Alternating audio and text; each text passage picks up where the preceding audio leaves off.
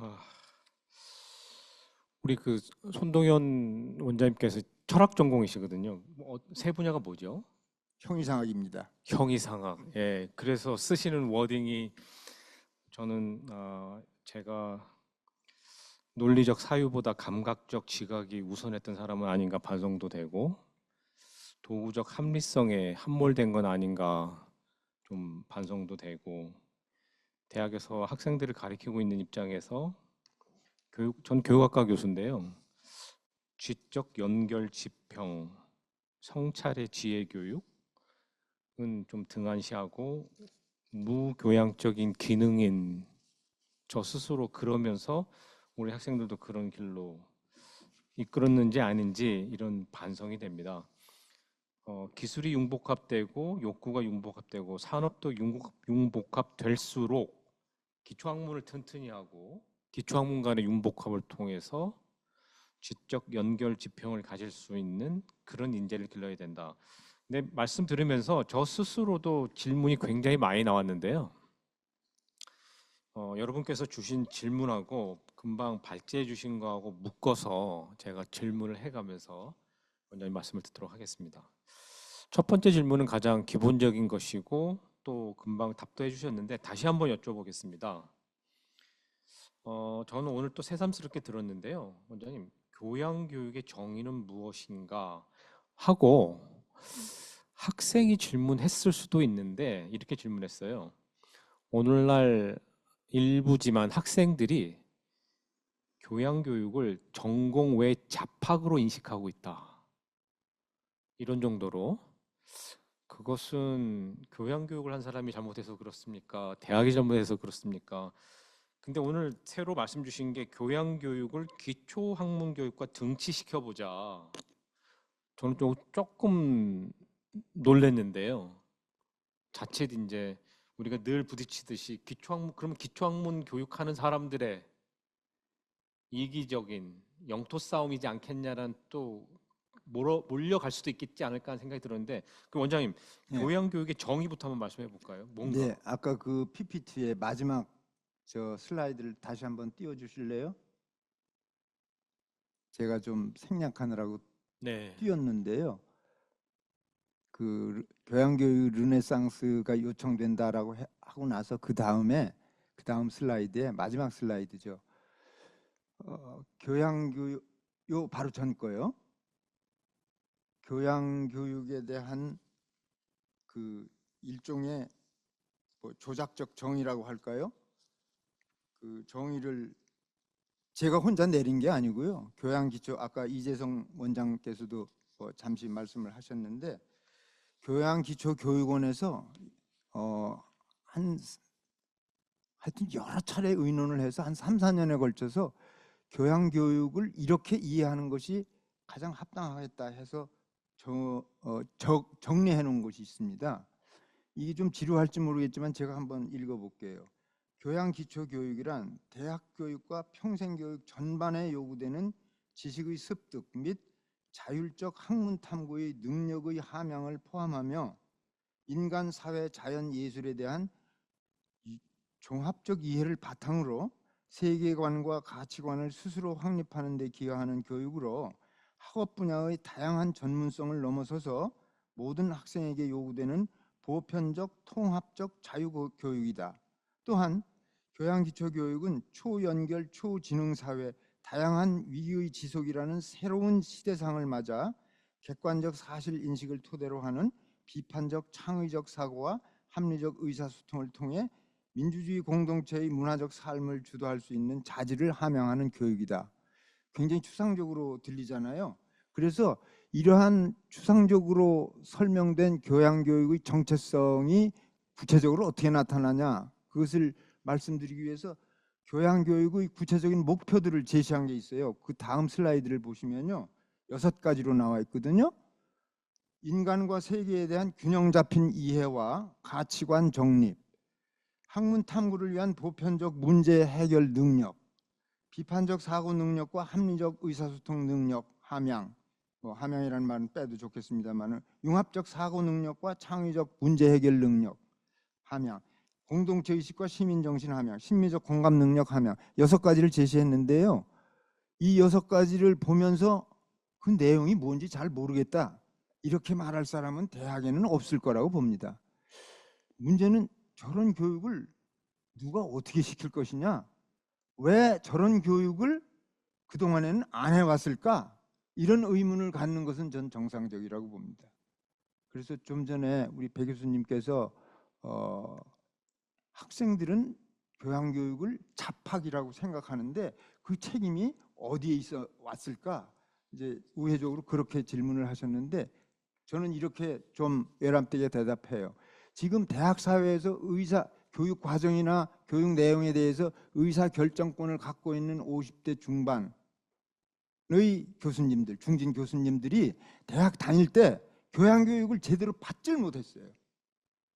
그 당시 교양교육은 지금도 뭐 상당히 그렇지만은 그야말로 잡비학 교육을 받았어요. 그러니까 그분들은 교양교육, 그건 대학에서 쓸어내야 되고 곧바로 전공교육으로 들어가야 돼, 이렇게 주장하는 사람들도 있습니다. 그러니까 교양교육을 제대로 하지 못했기 때문에 교양교육이 잡비학으로 전락했다. 저는 그렇게 보고 교양교육을 제대로 하지 못하게 한 배경으로 저는 정부의 잘못도 있고 크게는 교수들의 잘못이 있습니다. 대학 운영 측에도 물론 잘못이 있고요. 그리고 좀 멀리 보면은 우리 사회가 급작히 근대화하고 산업화하느라고 저런 추상적으로 서술될 수 있는 교육에 대한 깊은 성찰을 할 여유가 없었죠. 그래서 선진 제국의 지식과 기술을 그저 비껴다가 따라잡기에 바빴기 때문에 그랬다, 이렇게도 말할 수 있습니다. 아무튼 지금 50대 중반의 대학마다 의사결정권 안에 들어있는 분들의 대학 시절의 교양교육이 너무너무 허술하고 잡비학으로 채워져 있었기 때문에 그런 편견을 가지게 됐다, 저는 그렇게 말씀드립니다. 원장님, 그러면 제가 조금 질문을 이어서 해보겠습니다. 금방 6개가 교양교육의 목표다 이렇게 말씀 주셨는데, 저는 교육학 선생이잖아요. 그리고 이 빌딩은 지금 경영학을 가르친 선생님들이신데, 제가 보니까 6개의 목표는 교양교육의 목표가 아니고 교육의 목표 아닌가. 왜 교양교육에 한정하고 그렇게 되면 교양교육으로 정의하지 않은 다른 분야는 배제적으로 거기는 그럼 그런 교육을 시키는 단위는 아닌가. 또 거기에서 종사하는 교수님들은 무엇인가. 제가 이렇게 한번 예, 뭐랄까 도전을 해본다면 어떻겠습니까? 예, 도전이 아니라 제 스스로 늘 묻는 물음인데요. 사실은 교양교육과 전공교육을 이렇게 딱 구분하는 것 자체가 자기적인 거예요. 제가 아까 그 목표 쭉 제시한 것은 교육의 목표입니다. 이제 교양이라는 단어를 일본인들이 서양 문물 받아들이면서 독일말 빌둥을 그렇게 옮겼는데 빌둥은 그냥 교육이에요. 맨션 빌둥, 인간 교육, 인간 짓기, 사람을 사람으로 만들기, 이런 거거든요. 근데 우리는 이게 이제 미국식으로 정착이 되는 과정에서도 일부 영향을 받았을 테고요. 아니면 우리 일제 치하에서 경성제국대학의 모델을 좀 물려받은 것도 있어서 그럴 테지만, 아무튼 교양교육과 전공교육이 이렇게 딱 양분되는, 특히 기초학문 분야에서 양분되는 것은 정말 뼈아픈 일이에요. 예를 들어서 제가 철학과 교수입니다만 성대에서 제가 30년 가까이 강의를 했는데 교양 철학과 전공 철학을 구분을 해요, 사람들이. 그래서 교양 철학을 담당하는 철학 교수는 약간 좀 학문적인 연찬이 떨어지는 교수로 알아요. 그거 아니거든요. 교양 철학과 전공 철학이 구분될 리가 있겠습니까? 그래서 이런 잘못된 관행을 깨기 위해서는 전공에만 몰두하는 그런 체제를 바꿔야 된다라고 제가 주장을 했던 것이고요. 배 교수님 질문에 본격적으로 응답을 하려면요, 사실은 모든 다른 전공 학과에 계시는 교수님들도 제발 그 기능적 지식, 누적적 지식, 직업교육 지향적인 지식 주입에만 함몰되어 있지 않고 그야말로 스승으로서, 요즘 스승이라는 단어 쓰면 젊은이들이 웃을지 모르겠습니다만은 그야말로 학생을 사람답게 살 수 있도록 그렇게 해주는 교육도 겸했으면 얼마나 좋겠습니다. 근데 대개 말씀을 들어보면은 그럴 여유가 없다고 그래요. 논문 쓰기 바쁘고 전공교육 시키기 바쁘다. 그러니까 그 6가지 교육 목표가 교양교육 과정의 목표만은 물론 아니거든요. 그러니까 저는 이게 말하자면 차선책이에요. 각 전공학과에서 이를테면 기계공학과에서 기계공학 전공 교수가 인간과 세계에 대한 균형 잡힌 이해와 가치관을 가르칠 수 있겠느냐? 그 기계공학 설계 이런 과목에서 못할 것이다. 그렇다면 교양교육 과정에서라도 이런 걸 해야 된다. 그렇게 주장하는 겁니다. 그에 대해서 조금 더 들어가 보겠습니다. 왜냐하면 방금 그 말씀을 하셨는데 어떤 분이 이렇게 질문하셨거든요. 금방 손동현 교수님 답변과 관련도 되는데 그러면 교수님은 교양교육의 영역을 소위 문사철에 한정하시는 것이냐? 정치학, 경제학 등의 사회가 그리고 자연과학에서는 방금 말씀 주신 목표, 교양적 성격의 지적 연결 지평을 가르치는 그런 것들이 불가능한 것이냐? 만약 그렇다면 이건 문사철 하시는 선생님들의 고유 영역인 것이냐?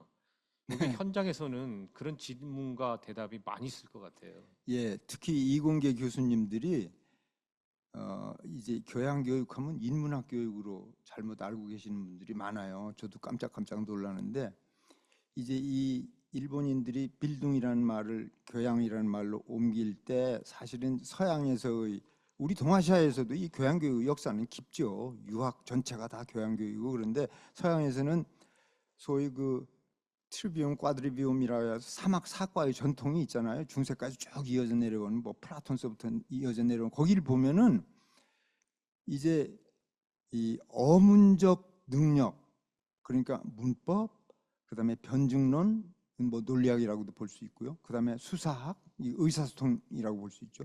이 언어에 관계되는 기본 그 교과가 있고요. 그다음에 양적 사고에 관계되는 기본 교과가 있죠. 4가지. 저기 대수, 기하, 음악, 천문학. 그러니까 이 전체가 교양교육의 내용이어야 합니다. 그러니까 문사철뿐 아니라 기초학문 전체. 제가 아까도 얼핏 뭐 수학, 물리학 다 말씀드렸는데 현실을 보면은 이제 물리학을 가르치는 분이 물리학과에서 물리학을 전공하는 학생들 가르치기도 바쁘기 때문에 교육 과정에 참여를 못한다 그래요.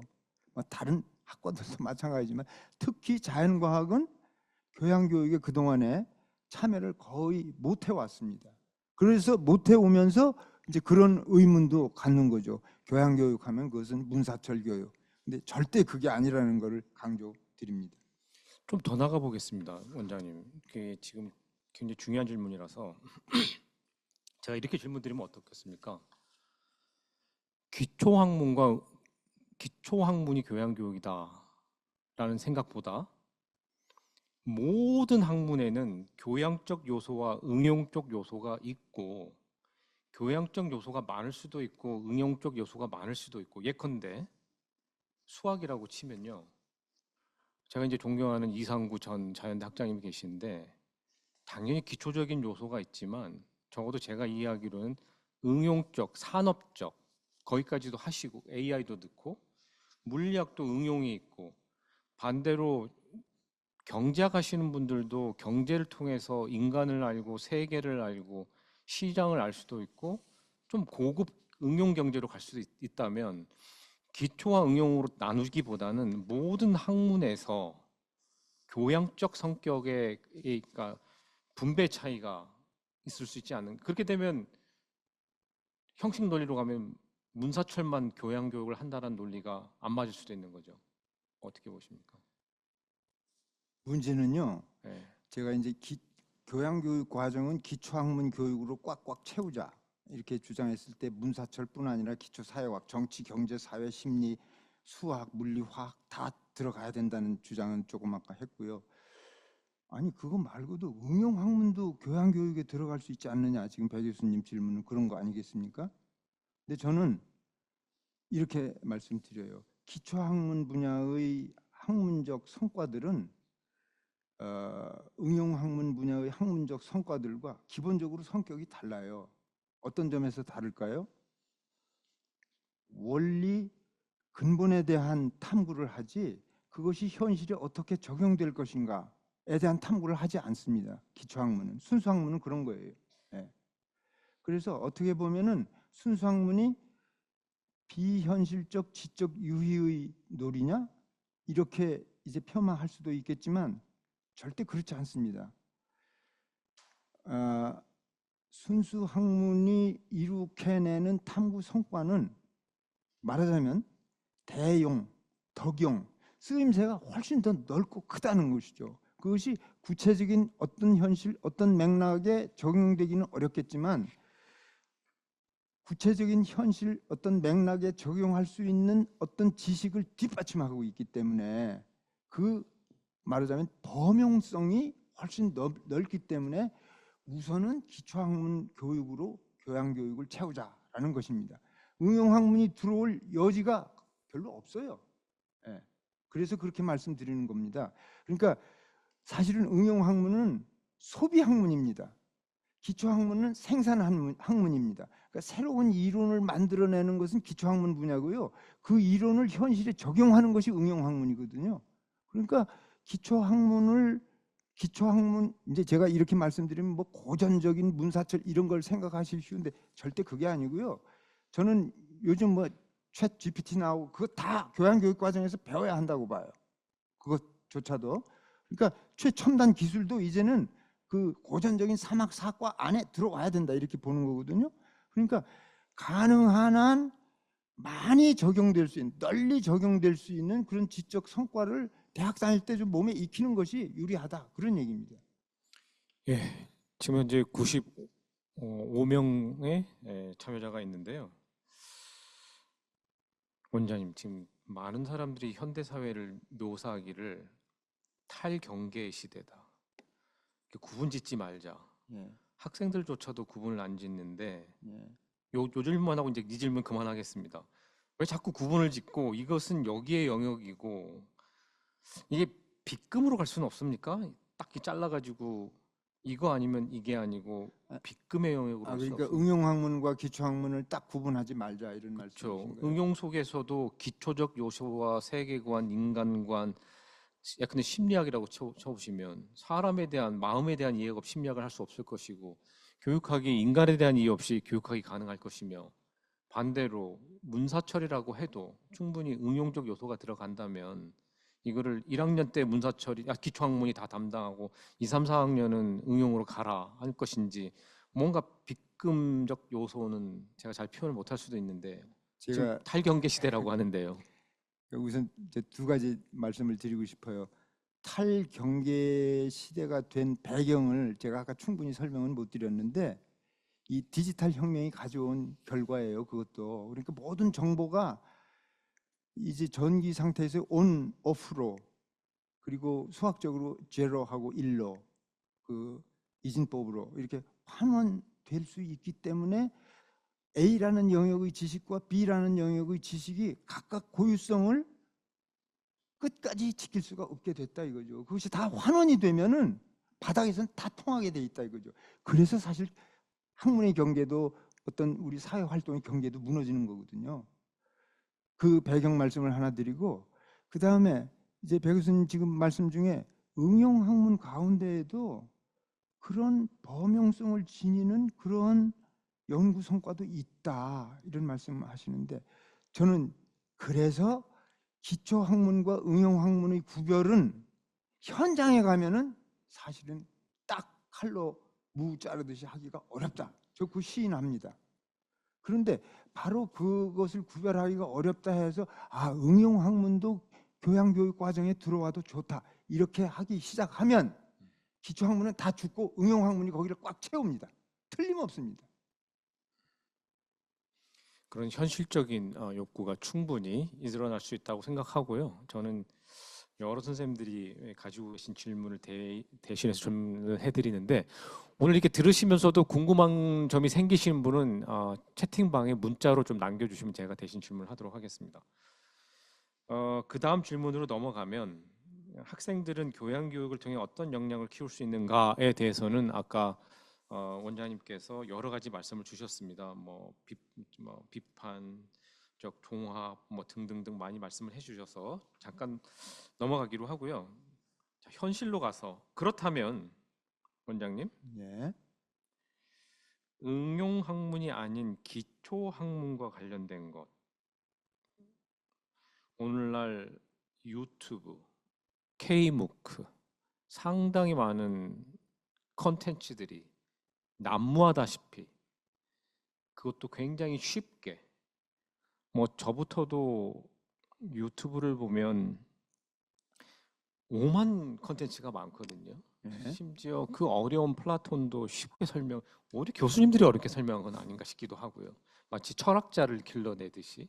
그래서 뭐 유튜브 보면 뭐 플라톤 10분 정복 물론 그게 맞다는 얘기는 아닙니다. 이런 상황에서 대학이 할 것과 또 그 많은 이것도 이제 탈경계 영역인데요. 대학 안에서만 교양 교육이 이루어질 수 있는 것이냐, 교수들만 하는 것이냐, 아니면 그 많은 컨텐츠들이 있을 때 과연 교양 교육, 특히 대학에서는 어떻게 해야 되느냐, 어떻습니까? 예. 제가 지금 대전에서 근무하고 있잖아요. 저는 우송대학에 근무하고 있는데 우송대학은 다들 아시겠지만은 직업교육 중심적인 대학입니다. 아, 그래서 저는 현실적으로 이런 문제에 부딪히고 있어요. 우송대학뿐만 아니라 지방에 있는 많은 사립대학들이 당면한 문제이기도 한데 초미의 관심사가 졸업생을 어떻게 취직시키느냐 이런 거거든요. 그럴 때 교양교육을 어떻게 하면 효과적으로 그래도 성과를 거두면서 시킬 수 있을까 고민을 하게 되는데 이런 말씀은 정말 좀 조심스럽긴 합니다만은 교양교육을 잘 시키기 위해서는 훌륭한 교수가 필요하거든요. 사실은 젊은 교수, 한참 연구에 열심히 일 교수는 교양교육 같은 거 맡기면 안 되고요. 연구 열심히 하라고 해야 되고요. 그리고 좀 중진쯤 된 교수가 교양교육을 맡는 게 저는 옳다고 보거든요. 그런데 하여튼 이 지방 사립대학에 가면은 이 조심스럽긴 해요. 그러나 제가 그냥 이실직고 하자면 교양교육을 훌륭히 수행해낼 원숙한 교수진이 좀 약해요. 솔직히.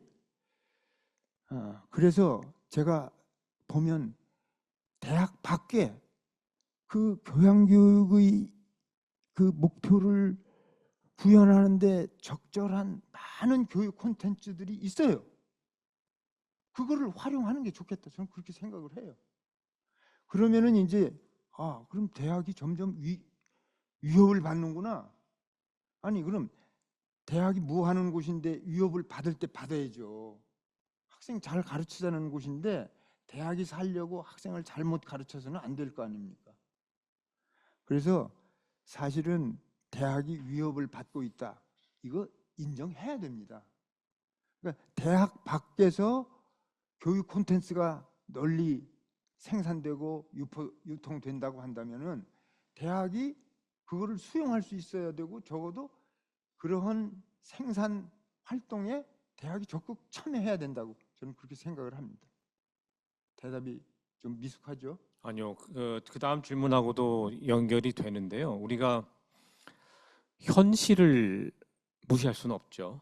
현실을 무시할 수 없고 모두의 원장님께서 학력 인구가 줄고 재정 압박이 되는 상황 옳다는 것은 아닙니다. 그런 상황에서 취업 충원이 굉장히 영향을 미치니까요. 취업이라는 게 대학이 굉장한 압력을 받는 상태에서 말씀 주신 대로 교양 교육의 진수를 알지 못하는 대학의 리더가 있을 때 소위 말하는 기초학문 분야가 왜소해지고 그러다 보면은 교양학부의 교수가 별도로 없는 대학 또는 희소한 대학, 그 진짜로 교양 교육을 가르칠 수 있는 그런 대학에서는 누가 교양 교육을 할 수 있는가? 어떻게? 이 질문하고 연결이 되는 거거든요. 예, 이게 예. 현실이죠. 예, 예, 그렇죠. 전문 대학도 마찬가지일 것 같아요. 예. 다시 한번 말씀해 볼까요? 그래서 제가 대전에서 별 국리를 다 하는데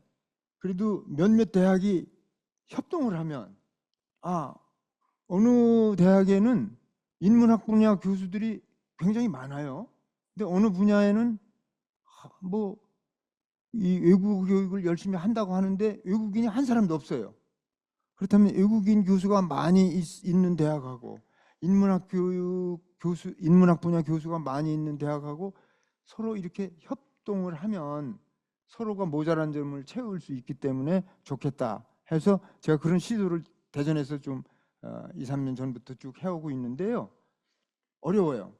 뭐 어려운 것은 현실적인 어려움인데요. 교수님들의 그 뭐랄까요, 개방적인, 자신 있는 개방적인 태도가 좀 결여돼서도 그렇고요.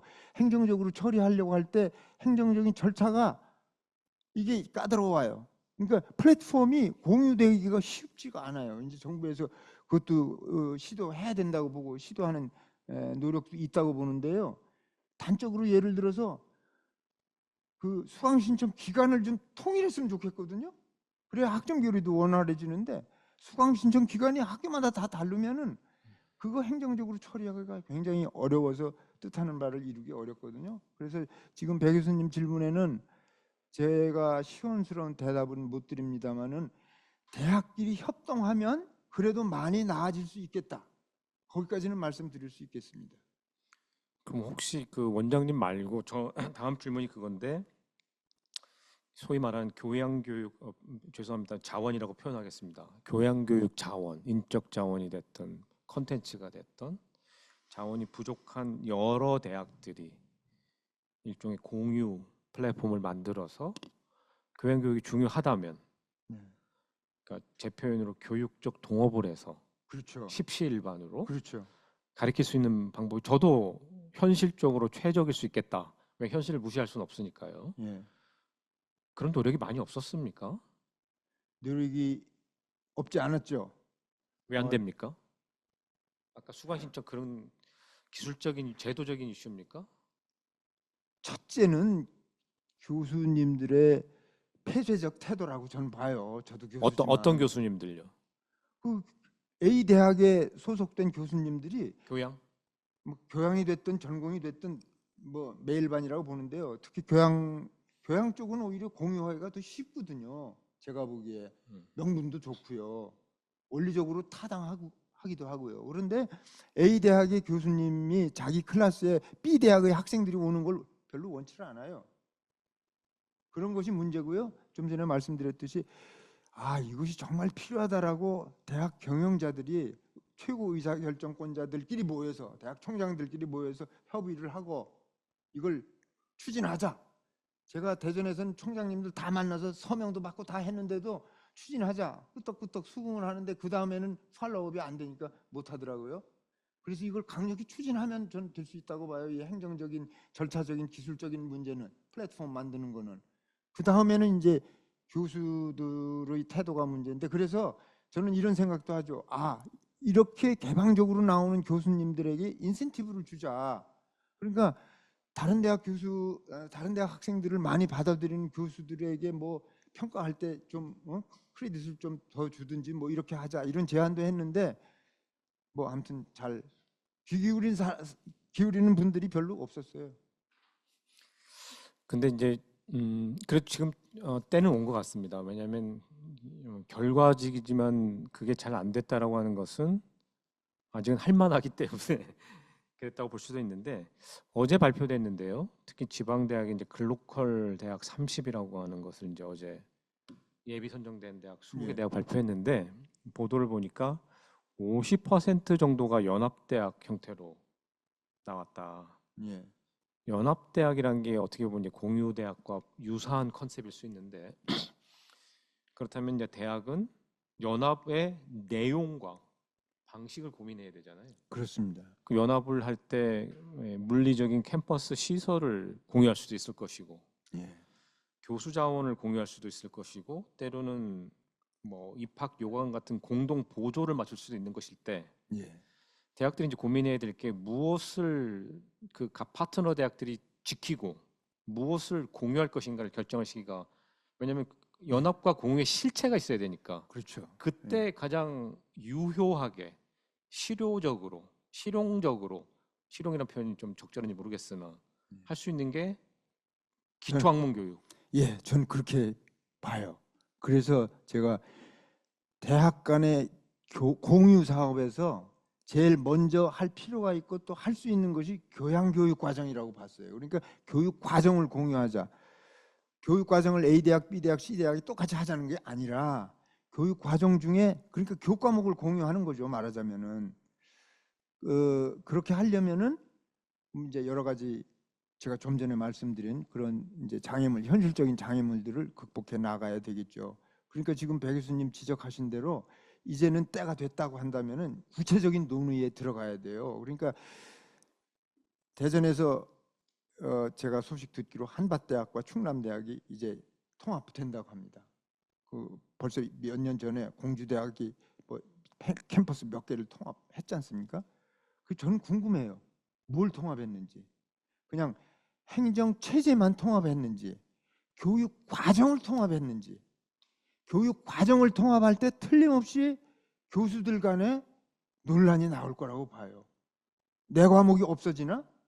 아, 내 과목보다 저 대학의 저 사람 과목이 더 우월하기 때문에 내 과목은 없어지나? 사실은 그런데 그런 경쟁이 있어야 되거든요. 그래야 학생들한테 유리한 교육이 이제 시행이 되는 것 아니겠습니까? 이제는 그때가 됐다라고 배 교수님 보는 것 같은데 저도 그랬으면 오죽 좋겠습니까? 그렇다면 그래도 위기라고 보여지는 기초학문 분야부터 원장님 말씀하신 대로 교수들이 폐쇄적 태도를 버리고 울타리에 치지 않고 서로 연합해서 왜 교양교육이 중요하니까 더 잘해야 되니까 예. 일개 대학이 가질 수 있는 교양교육의 자원이 좋은 교양교육을 하기엔 충분하지 않으니까 그런 일종의 무브먼트, 운동, 예. 조직화가 예. 있어야 되겠는 거죠. 그렇죠. 예. 그 누가 어떻게 조직을 할 수 있을까요? 그 제가 시도를 했는데 제가 개인적으로 역부족이어서 큰 성과를 못 올리고 있는데요. 좀 전에 말씀드렸듯이 몇몇 그 의사 결정권 안에 들어 있는 분들이 결심을 해야 돼요. 그러니까 총장들이 결심을 해야 돼요. 그래가지고 그 뭐 지시를 한다 그러면 이상하지만은 대학 구성원들에게 호소하고 해서 우리 이렇게 나갑시다 해야 되는데 이 사실은 총장님들이 우리 대학이 잘 되기를 바라지 다 같이 잘 되기를 바라는 마음은 조금 뒷전인 것 같아요. 모르겠어요. 저는 제가 총장을 안 해봐서 잘 모르겠는데 그러니까 이제 뭐 요즘 무슨 컨소시엄 만든다고 할 때도요. 아, 그 대학하고 우리 대학하고는 경쟁 관계인데 같이 갈 수 있을까? 저는 그런 얘기를 들으면은 좀 뼈 아파요. 같이 가야 더 유리할 텐데 이런 생각이 들어서요. 그런 면에서는 최근 그 원장님 라이즈라고 들어보셨습니까?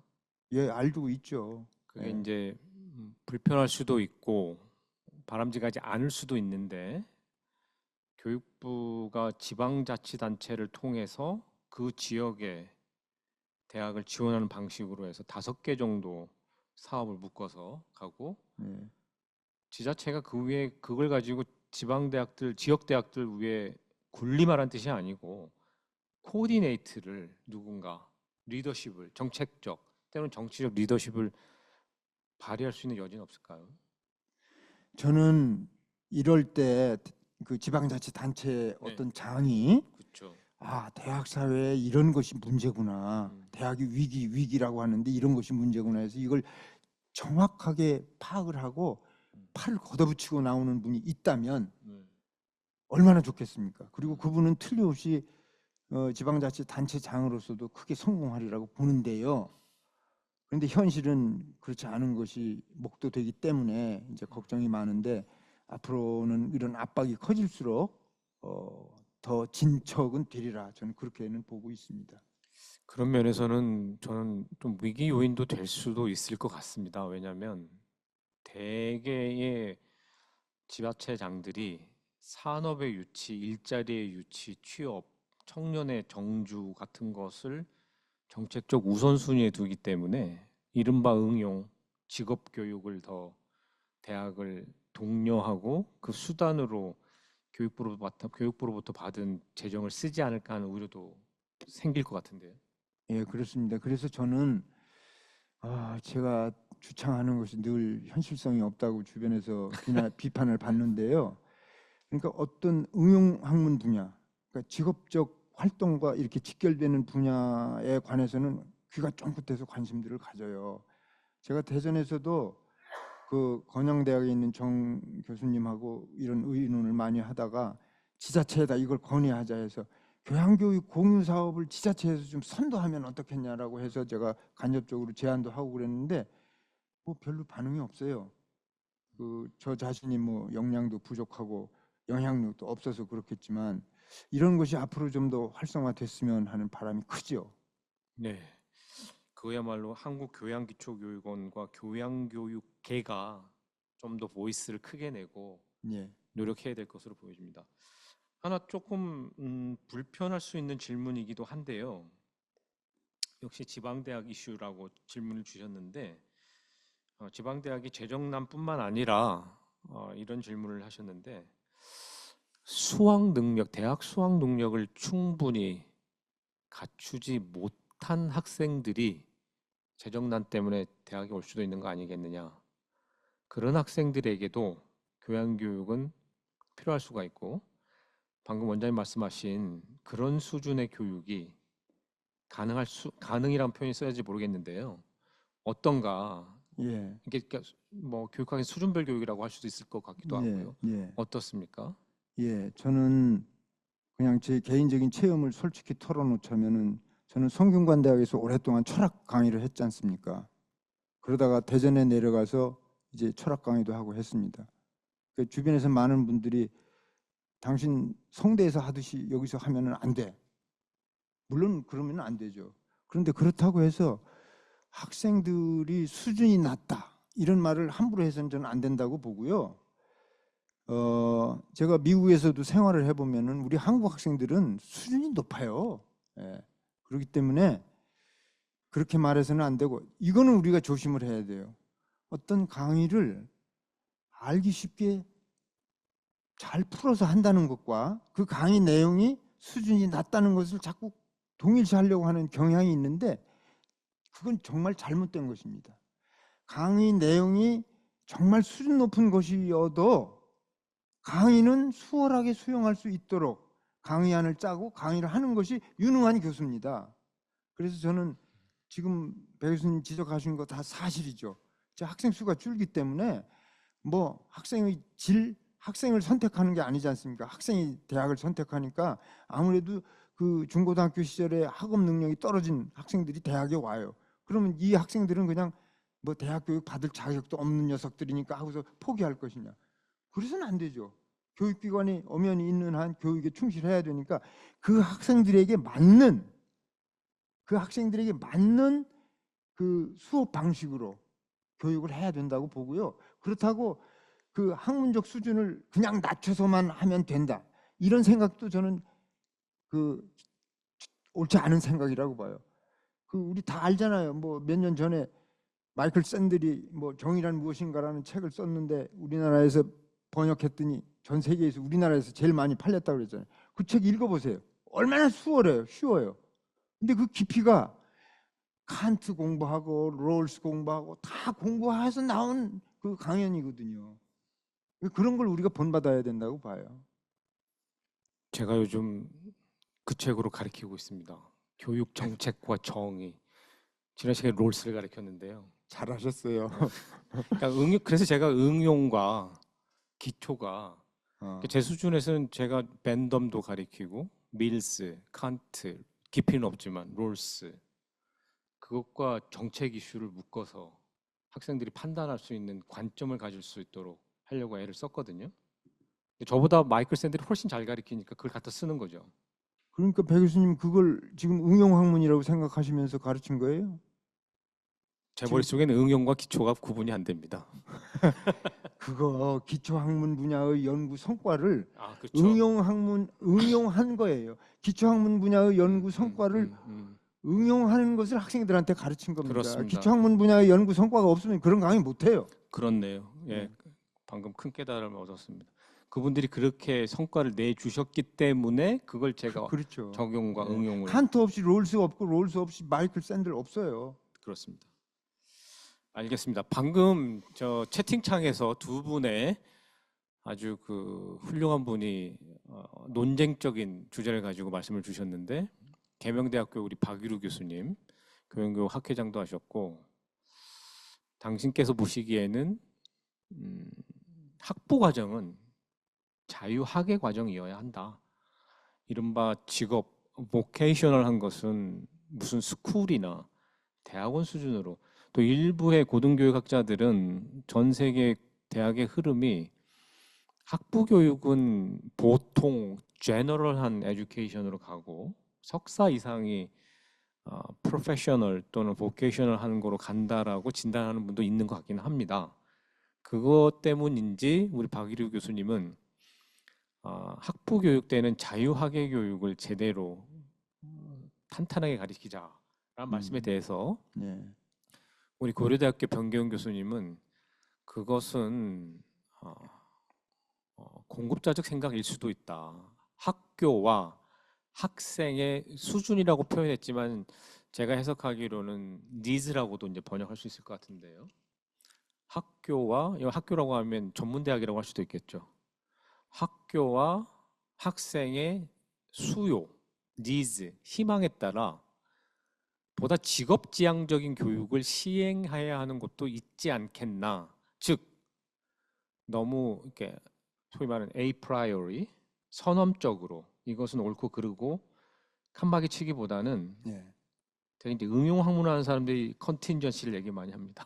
상황적, 맥락적으로 판단해야 되는 게 아니겠냐라고 우리 또 병 교수님께서 말씀 주셨는데 어떻게 생각하세요? 제가 이런 제안한 적이 있었잖아요. 특히 교육부에서 대학 평가할 때 평가의 지표가 너무 획일적이다 해서 그것에 대한 비판으로 제가 제시한 것이 우리나라 대학은 유형화가 되어 있지 않다. 그래서 제가 8개의 유형을 제시한 적이 있지 않습니까? 뭐 다른 분들 별로 귀를 기울이지 않았는데 저 박일우 교수님은 지금 주장하시는 거 옳죠. 정말 전통적인 대학의 이념에 맞는 말씀이에요. 그러니까 미국에 저런 대학들이 많잖아요. 윌리엄스 칼리지, 세인트 존스 칼리지. 대학원 과정도 없고 직업 교육 전혀 안 시키고 그냥 기초학문 교육만. 그러니까 4년 내내 교양 교육만 하는 거예요, 말하자면은. 제가 그런 대학을 가봤어요. 하도 답답해서. 세인트 존스 칼리지에 갔더니 커리큘럼이 없어요. 그냥 고전을 읽혀요. 100권을 읽혀요. 그리고 책만 읽히나 했더니 자연과학 실험 실습 다 시켜요. 그리고 악기 하나씩 꼭 다뤄야 되고요. 스포츠 해야 되고요. 직업교육 전혀 안 시키는데 월스트리트에서 입도 선매한다는 거예요. 당신네 학교 5명만 우리 증권회사에 보내달라. 지금 이제 박일우 교수님 그런 이제 머릿속에 그런 대학을 염두에 두시는데 제가 젊었을 때 독일에서 공부할 때 보면은 같은 도시에 베를린에 이를테면 유니버시티가 있고요. 보케이셔널 스쿨이 있어요. 근데 다 그게 대학 과정이에요. 그러니까 독일 말로 Berufshochschule 이러거든요. 영어로 하면은 Vocational High School입니다. 거기 유니버시티라는 말 안 붙여요. 그냥 우니베르시테트는 전혀 달라요. 그러면은 그것도 다 고등학교 졸업하고 들어가는 대학 고등교육 과정인데 같으냐? 달라요, 내용이. 그래서 저는 우리나라에서도 대학을 유형화하자. 지금은요, 대체로 보면은 우리 성대도 좀 그렇습니다만은 제가 성대에 오래 있었으니까 뭐 아는 거죠. 이 기초학문 분야에서의 교육은 대학원 연계 교육 과정으로 짜여집니다. 그러니까 철학과를 보면은 철학과 4년 동안 뭘 배우느냐? 요거 마치고 나서 대학원에 가서 석사, 박사 할 사람들을 염두에 둔 교육 과정이에요. 고대 철학, 중세 철학, 뭐 윤리학, 인식론 그 철학을 전문으로 공부할 사람은 그거 다 해야죠. 그런데 그렇게 4년 공부하고 나서 졸업하고 대학원에 가느냐? 대학원에 가는 학생은 1년에 두세 명, 한두 명. 나머지는 증권회사 가고 가구회사 가고 뭐 딴 거 하잖아요. 그럼 그 학생들이 과연 그 인식론, 형이상학 이런 거 들은 것이 도움이 될까? 물론 도움이 되죠. 그 졸업생들 얘기 들어보면 도움이 된대요. 뭐가 도움이 되냐 하니까 주구장창 따진 것이 도움이 됐대요.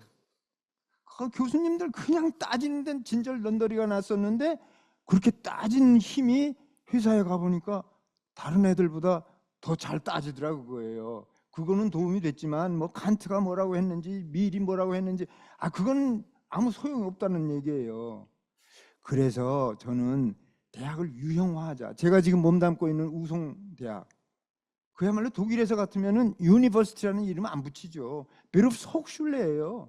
저는 뭐 학교에서도 그렇게 얘기하는데 우리는 다 똑같이 나눠놓고 2년제 전문대학 그 장도 총장, 뭐 4년제도 총장, 다 대학교. 그러니까 우리 한국인의 그 자존심이 누구한테 지기 싫어하는 자존심이 이런 때는 비효율적이라고 저는 봐요. 이건 객담입니다만. 원장님 그러면 제가 또 이렇게 챌린지하지 않을 수가 없는데 대학을 유형화하면 자칫 교육과 학생의 이른바 성층화, 저희는 그걸 스트래티피케이션이라고 하는데 그 성층화는 대개 가정 배경이 강력한 영향을 미치기 때문에 왜냐하면 아까 자유학예대학 리버럴 칼리지가 저기 월스트리트 데려간다. 그 비판적으로 보면 그 학생들이 교육 내용을 보고 갔겠다 보고 데려갔다기보다는 그런 교육을 시킬 수 있는 가정적인 환경과 백그라운드와 후광을 보고 데려갔을 수 있다고 비판적으로 보는 사람이 있을 수도 있을 것 같아요. 그렇지 않대요. 저도 그런 질문 던져보고 했거든요. 네.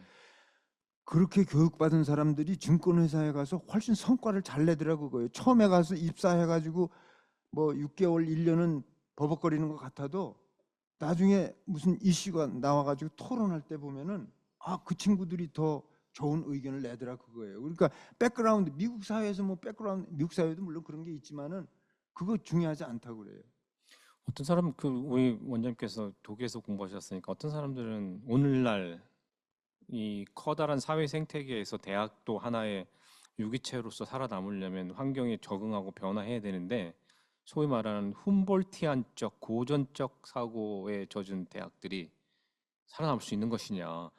현상적으로도 오늘날 유럽 대학들과 미국 대학들의 뭐 소위 경쟁력이라고 그 경쟁력은 한쪽 측면에서만 봤겠지만 그 훔볼티안적 제가 훔볼트를 제대로 이해하고 있는지 모르겠지만 그러니까요. 배 교수님 지금 그 훔볼트한 유니버시티 아이디얼 그것도 아까 박일우 교수님하고 비슷한 건데요. 네.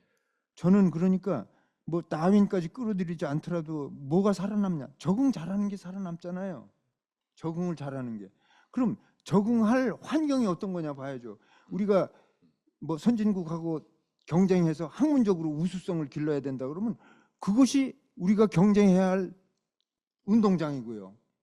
뭐 직업교육, 직업도 지금 저 배 교수님이 성층화 이거 위험하다고 말씀하셨는데 어느 사회나 이 성층 구조는 있어요.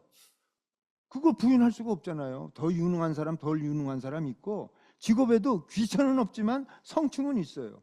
그러면은 어떤 직업에 종사할 사람들끼리 모인 그 그라운드에서 경쟁해서 살아남는 그것이 좋은 대학이죠. 그러니까 대학을 유형화시켜서 우리는 아주 순수한 학자를 기르는 대학이다. 그러면 그런 대학은 외국의 학자를 기르는 대학하고 경쟁해서 살아남아야 되고요. 우리는 단순히 기능공을 기르는 전문 대학이다. 다른 거 필요 없다. 그러면 그야말로 마이스터가 되어야죠. 독일식으로. 그렇게 해서 살아남아야죠. 그러니까 환경을 획일화시키지 환경이라는 걸 원래 획일화되어 있질 않아요. 인간 사회에서 환경이 다양하잖아요. 그럼 그 다양한 환경에 맞는 다양한 교육이 이루어져야 되고 다양한 교육이 이루어질 수 있도록 학제가 다양해져야 되고 학교도 다양해져야 된다는 게 제 생각입니다. 거기에 맞게 교양교육의 단적으로 말해서 교양교육의 포션, 교양교육의 내용 이런 것이 거기에 맞게 정해져야 된다 이렇게 봅니다. 뭐 현재 한 100여 분 참여하고 계시다고 하는데요. 진행하는 저도 즐겁습니다. 이렇게 원장님 모시고 말씀 듣고 하는 게 거의 한 학기분 수업을 듣는 느낌인데 말씀을 가만히 듣다 보니까 저 박사 과정 때 우리 지도 교수님 생각이 나던데 그분도 이제 성층화를 받아들이시는 편이었고 오히려 인류애적으로 꼭 그들에게 필요한 교육을 시키는 것이 이른바 뭐 번역을 희망 고문이라고 할까요? 사치적인 교육이라고 할까요? 그게 훨씬 인류애적인 것이다라고 말씀을 하셔서 예, 저도 동감해요. 예, 예. 역시 이게 좀 어느 정도 이렇게 급이 올라야 그런 생각을 할 수 있지 않을까. 네, 다음 질문 넘어가 보도록 하겠습니다. 예. 언젠가 다른 현장에서 제가 원장님과 만나서 이런 말씀 드린 적도 있는 것 같은데 제가 이제 이런 표현했던 것 같아요. 오늘날 우리나라 교육의 가장 큰 문제 중에 하나가 초중등 교육과 고등 교육의 단절 현상이다. 예. 어떻게 보면 사실 입시철에 다가온 거 말고는 초중등에서 많이 가리키는 게 교양적 성격이 또 아닌가 싶기도 합니다. 사회, 도덕. 예. 근데 대학에서는 초중등에서는 무엇을 어떻게 배웠는지를 모르거나 무시하거나 외면하거나 예. 어떻게 보십니까? 두 개를 브릿지 하는 것에 대해서. 그 언젠가요, 저한테 교육부에서 연구 과제를 줬어요. 그러니까 그 중등교육, 중고등학교 교육이죠. 중등교육과 고등교육을 연계시키는 그 고리를 찾아보라. 그래서 제가 이런 연구가 아직도 없어? 제가 스스로 그렇게 자문을 했었거든요. 근데 정말 많은 대학 교수들이 자기 자녀가 고등학교 졸업할 때쯤 되면은 이제 입시 문제 때문에 관심이 증폭되지만 그렇지 않고서는 중고등학교에서 대학 교육을 논하는 분들도 중고등학교 교육에 대해서는 알지도 못하거니와 별로 관심도 안 갖는데요. 제가 중고등학교 다니면서 그 경험한 바로는요. 참 아이러니컬한 것이 정말 대학에서 이루어져야 할 어떤 교육적 이상이 교육부에서 지침이 딱 내려가면요. 초등학교에서부터 아주 일사불란하게 이루어져요. 다들 아시죠? 탐구 공동체. 그거 사실 대학에서도 하기 어려운 거거든요. 근데 중고등학교에서 막 해요. 초등학교에서도 해요. 그래서 저는 이거 연계시키는 것이 정말 중요하다고 생각을 하고요. 이런 질문을 받은 김에 제가 한 말씀 더 보태자면요. 우리 중고등학교 교육, 대학 교육 못지않게 지금 잘못돼 있어요. 정말 대대적으로 뜯어 고쳐야 돼요. 제일 먼저 고쳐야 할 거. 제가 결정권자고 시행 그 권한이 있다면 당장 하고 싶은 것이 객관식 시험 전폐입니다. 사지선다형 전폐. 그러면은 폭동이 일어납니다. 제가 어떤 그 교육위원회에 가서 그랬어요. 밀란이 일어나도 이건 해야 된다. 그랬더니 저보고 혁명가냐 뭐 이런 얘기를 했는데요. 제가 일화도 소개할 수 있어요. 그것이 꼭 필요하다는 것을. 그렇게 창의적 교육, 창의적 사고를 막는 교육을 하고 있어요, 우리가. 창의적 교육을 시키는 건 고사하고 막고 있다니까요. 그러니까 이제 우리 배 교수님도 교육학자로서 어떻게 생각하실지 모르겠는데 그거 불가능하다고 봐요? 아닙니다. 그 방향으로 가야 된다고 저도 생각은 하고요. 가장 틀린 것을 참는 훈련이 그게 저는 훈련이라고 방금 표현했듯이 그게 교육인가에 대한 의문이 있고 여기에 대해서 이제 현실론자들은 이른바 선별, 평가 또 이렇게 그런 용도, 분별을 위해서 근데 그거는 저는 교사들이 서술형이 됐던 좀 수행 평가가 됐던 평가 역량을 기르고 시간을 주고 하면 충분히 참평가할 수 있다고 저는 봅니다. 그 방법 다 있어요. 있는데 안 해서 그렇죠. 지금 중고등학교 클래스도 작아졌고 그렇기 때문에요. 네. 얼마든지 할 수 있죠. 문제는 제가 보기에는 현실적으로 공정성을 조금만 해치면은 학부모들이 난리를 치고 그것에 대한 책임을 또 지기는 싫고 교사나 학교 당국이. 그래서 그런데요.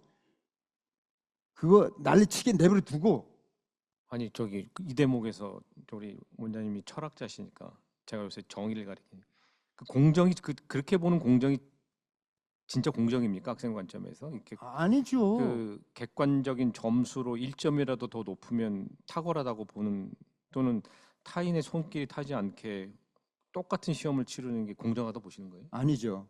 그 샌들이 제시하는 롤스가 제시하는 차등의 원칙이라는 게 있잖아요. 가장 불리한 사람한테 유리하도록 차별을 둬야 그게 정의롭다. 지금은 다 똑같이 하는 거 아닙니까? 그러니까 안 되는 거예요. 지난 시간에 그거 가르쳤는데. 근데 방금 박일우 교수님이 그 리버럴 아트 칼리지에 특권층이 간다는 것은 완전 오해다 이렇게 말씀을 주셨는데 저는 반대되는 실증 연구도 많이 갖고 있습니다. 예, 미국에서 추진 칼리지란 책을 보면 이른바 LAC로 가려고 하는 중산층 이하에 대해서 그들 표현으로 쿨링 아웃 계속 캄다운 시키는 효과가 선생님이든 뭐든 요거는 뭐 학문적 논쟁의 거리니까요. 이건 좀 더 많은 연구가 필요해야 될 거로 보이고 그렇다면 지금까지 많이 교양교육계에 몸담아 오셨는데 네. 그래도 네. 제한적인 여건 속에서 그래도 교양교육을 좀 잘하는 사례가 보신 게 있나요? 별로 없는데요. 그래도 뭐 굳이 꼽으라면은 그 성균관 대학이 좀 낫고요. 왜 그렇습니까? 그게 중요하잖아요. 왜 성균관대학교가 아닌 왜 중요합니까? 왜 좋다고 보십니까? 손동현 교수님이 디자인하셨기 때문에. 그게 아니고요. 제가 디자인을 했죠. 디자인을 했는데 총장이 3번이 바뀌는데도 그 학부대학 학장이 안 바뀌어요. 학부대학 학장이 안 바뀌니까 그 교육 과정 체제가 안 바뀌어요. 그리고 제가 3텀 6년을 학부대학장을 했는데 제 후임자는 맞아요. 4텀 8년을 하시더라고요. 근데 유홍준, 그 네. 유홍준 교수가 제가 학부대학 학장할 때 말하자면 부학장 같은 걸 했거든요. 그러니까 저는 성균관대학의 총장님들이 뭐 이렇게 말씀드리면 어떨지 모르지만 신통하다고 봐요. 그렇게 안 바꾼 게. 그 전까지는요 보면은 이 성균관대학에서도요 제가 다 조사를 했었잖아요. 보니까 어떤 해에는 1년 만에 교육과정이 바뀌었어요. 왜 그런가 보니까 교무처장이 바뀌었어요. 교무처장 바뀌고 총장 바뀌면 교육과정 바뀌어요. 그래서 교양교육과정은 무슨 식민지의 지분을 갖고 있듯이 각 전공 학과에서 우리 과목도 넣고 너희 과목 안 되고 이 싸움이 벌어져요. 그래서 제가 많이 싸웠어요. 그거 정비하느라고. 하나 그럼 현실적인 거 하나 한 2개 정도 질문을 마치고 한 10분 후에 1시간 반 정도 마치도록 하겠습니다. 원장님 최근에 교육부가 재정 지원하고 연결해서 무전공이란 표현이 적절한지도 전 잘 모르겠어요. 무전공 계열을 만들어라. 그것도 뭐 100%도 아니고 이제 일부죠. 일부. 저는 그거 정말 고육지책이라고 보거든요. 오죽하면 저런 안이 나올까. 성균관대학교는 지금 전공 없이 1학년 받잖아요. 전공 정하지 않고 학과로 모집하지 않잖아요. 계열을 4개로 나누죠. 예. 다른 대학들도 다 그렇게 해야죠. 안 하니까 다 뭐 민 교수님 저기 계시지만은 어떤 총장님이 나서시면서 아 우리 다시 학과제로 학과별로 뽑을게 해가지고 총장 되셨다는 거 아니에요. 교수들이 원해서 그전에 연세대학교 학부대학에서도 그냥 학과 정하지 않고 뽑았잖아요. 미경차 원장님이 떠나셔가지고 그래서 이게 다른 대학들도 다 성대같이 1학년 때 학과를 안 정하고 뽑으면 25%를 자유 계열로 뽑으라는 그 고육지책 나올 필요 없다고 저는 봐요. 애초에 그렇게 했었더라면 그렇죠. 네. 그러니까 그 옛날에 90년대 중반인가요? 학부제, 가짜 학부제 했었잖아요. 네. 학부도 없는 학부제, 가짜 학부제죠. 사이비 학부제. 그거 할 때 뭐 그 얘기 옛날 얘기 할 건 아닙니다만은 최소 조건이 모집 단위를 광역화하는 거였거든요. 근데 그것도 안 하면서 학부제를 어떻게 해요? 모집단위 광역화와 그러니까 모집단위 광역화는 우리 이 제가 누누이 얘기하는 융합창의 교육을 대학에서 본격적으로 시행하기 위한 최소한의 전제입니다. 학과를 딱 정해서 학생을 뽑으면 그 학과에 교수, 학생, 졸업생 뭐 이게 딱 똘똘 뭉쳐가지고 그게 하나의 성체가 돼요. 난공불락의 성체가 돼요. 어차피 그러면 2학년 가서 전공 선택은 하는 거잖아요. 하게도 놔두고 안 하게도 놔둬야죠. 언제 전공을 선택할지도 마음대로 하게 놔둬야죠. 원래는. 너무 무책임한 거 아닙니까? 그것이 무책임해지지 않으려면은 성대에서 시행하는 성균 멘토를 성대도 더 사람을 많이 늘려서 학생을 밀착 지도를 해야죠. 그러니까 학생을 밀착 지도하기가 뭐 경비도 들고 귀찮고 하니까 제도로 이렇게 퉁치는 거 아니겠어요? 원장님, 오늘은 교양교육하는 날이니까요. 무전공 계열이라고 할까? 이런 것들이 교양교육에 미치는 영향은 어떻게 전망하십니까? 아무래도 이제 전공을 정하지 않고 학생을 뽑으니까 그러면 1학년 때 이 학생들 뭐를 가르치지? 교양을 가르쳐야지 이렇게 되거든요. 근데 여기에도 착시 현상이 있어요. 사실은 교양교육 과정을 조금만 더 들여다보면요. 거기 기초학업 과정이 있고요.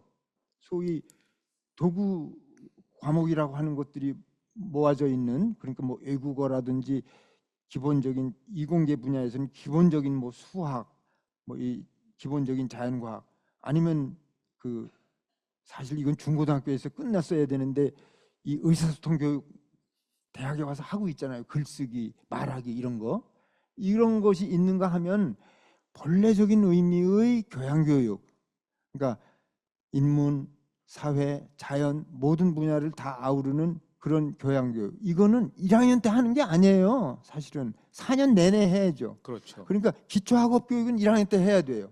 음. 외국어 교육, 수학 뭐 이런 기초학업에 해당하는 교육은 1학년 때 해야 되지만 뭐 철학, 정치학 이런 거 3, 4학년 올라가면서 배워야 되죠. 그래서 제가 성균관대학교에서는 그 교양교육 과정 표 만들 때 제가 이렇게, 아까 배 교수님 그거 연상하셨는지 모르지만 사선을 걷어요. 그래서 제가 B급 말씀을 드린 거였거든요. 예, 사선을 거서 교양교육을 4학년 때까지 계속 받으라. 예. 조금 아까 질문하신 것에 다시 돌아오면은 무전공으로 학생을 뽑는 것이 교양교육을 시행하는데 어떤 연관이 있겠는가?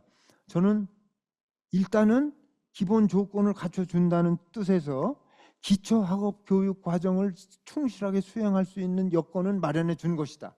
이렇게 봐요. 기초학업 교육이 말씀하신 기초학문 교육, 즉 아니 등치한- 기초학문 교육이 아니라 기초학업 교육. 그러니까 기초학업 교육은 교양교육은 아닌 거잖아요. 교양교육의 기초죠. 음. 그것이 교양교육 아니고 어떤 전공으로 갈 수가 없어요. 글쓰기, 말하기 이런 것이. 그건 모든 교육의 기초 아닙니까? 모든 교육의 기초인데 다른 전공 학문 분야에서 안 하니까 교양교육에서 하게 된 거죠. 이게 우리나라에만 있는 이 약간의 그 왜곡됐다고까지는 할 수 없겠지만 독특한 교육 체제죠. 예. 하나 더 여쭤보겠습니다.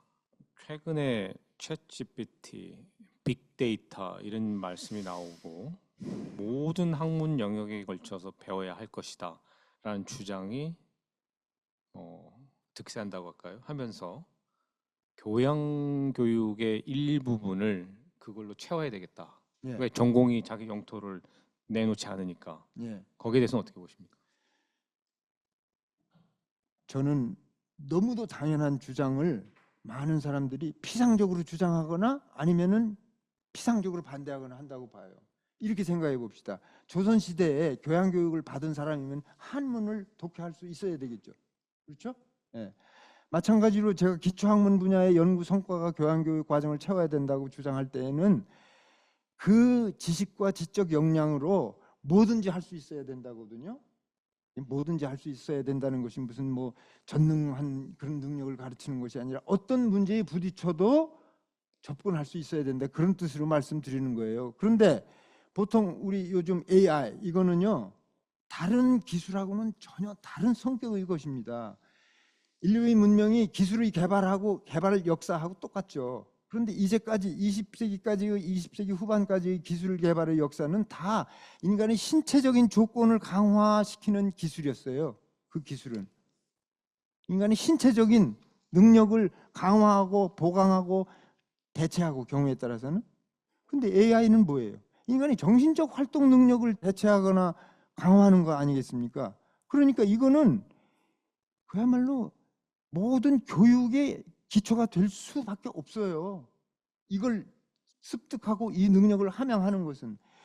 아, 그것도 공학 기술이고 기계공학도 기술인데 그럼 기계공학도 모든 사람이 다 해야 되냐? 아니죠.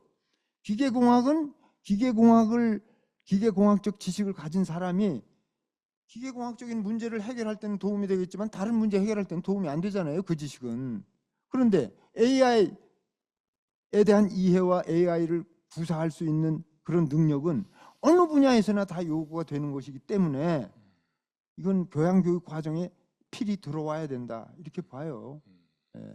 이게 21세기 문명이 저는 굉장히 스캡틱하게 보는데요. 인간이 왜 인간입니까? 뭐 사고하는 능력이 있어서 인간이라고 늘 그래 왔잖아요.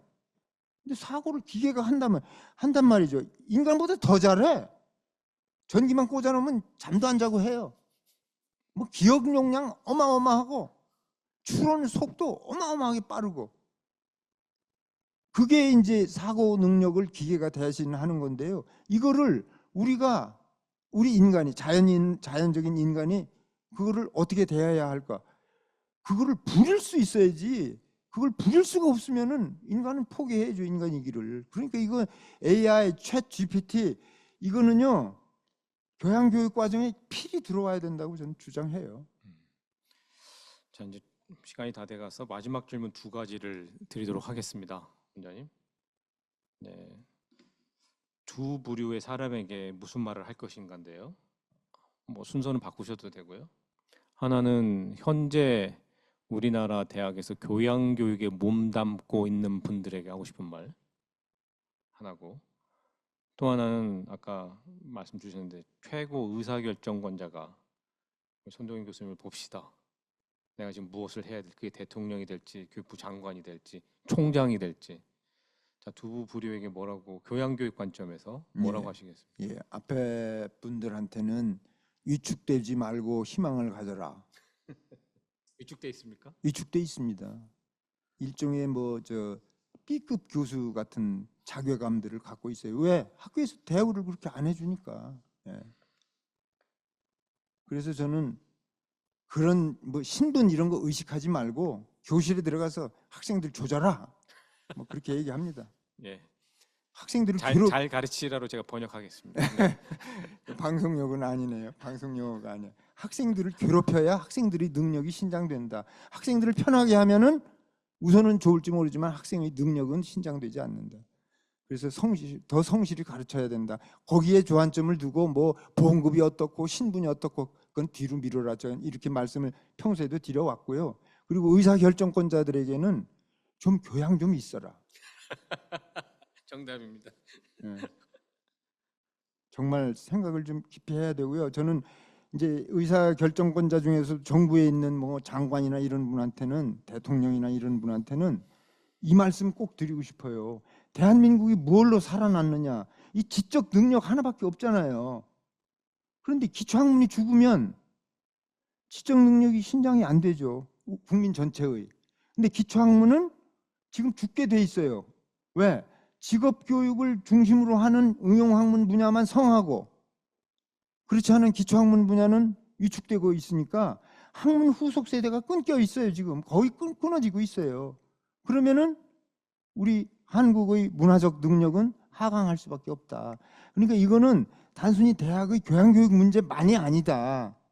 저는 그걸 정말 강조하고 싶어요. 학문 후속 세대가 끊어지면 우리 대한민국은 지적 식민지를 면치 못합니다. 일제 식민지보다 더 나쁜 식민지예요.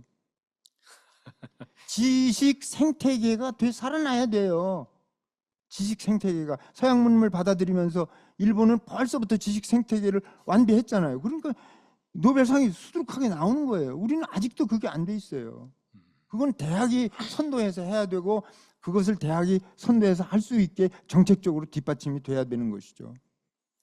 옆에서 이렇게 우리 손동현 교수님 말씀을 들으면서 찰나찰나 뭐가 생각이 나냐면 그 도올 김용옥 선생 강의 자신감 뿜뿜에다가 흥분해가지고 이렇게 세상의 고함. 저 좋은 말씀이고요. 근데 갑자기 말씀 들으면서 한 부류가 더 생각이 났습니다. 정말 중요한 부류가 있으면 저는 기업 총수들 또는 인사 담당자들 그들이 정말 이게 굉장히 불편한 진실인데 어느샌가 기업이 산업이, 대학을 저는요. 네. 그분들은 오히려 교양교육의 우군이라고 봐요. 그렇습니까? 예, 그분들이 놀랍죠? 그분들이 직업 능력을 막 요구하고 뭐 쓸데없는 불량품을 생산한다 이런 얘기를 하기도 하잖아요. 그렇죠.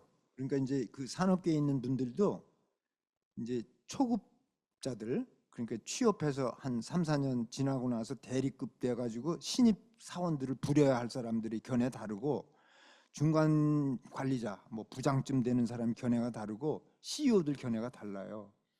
근데 우리는 수준은 높게 잡아야 되죠. 육군사관학교에서 교육시킬 때 생도들 졸업하면 소위 되잖아요. 그럼 소위 만들려고 육사에서 교육시키는 거 아니거든요. 그 중에서는 장군이 나와야 되기 때문에 거기에 맞는 교육을 시키는 거거든요. 마찬가지로 저는 그런 관점에서 보면 CEO의 얘기를 우리가 들어야 된다고 봐요. 우리가 산업계의 졸업생들을 취직시킨다고 할 때 CEO들은 한결같이 이거 강조해요.